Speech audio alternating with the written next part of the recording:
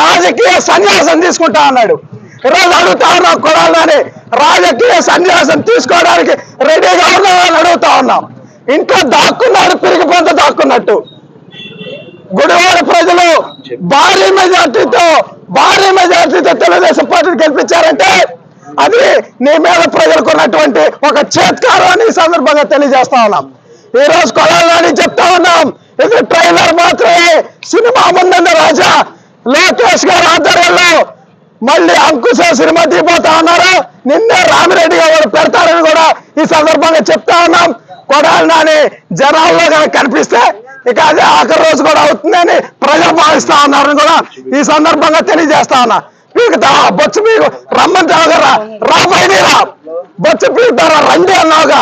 చంద్రబాబు స్థాయి కాదు ఇది, మా స్థాయి సరిపోతుంది, రాబోయేది రా కొడాలని.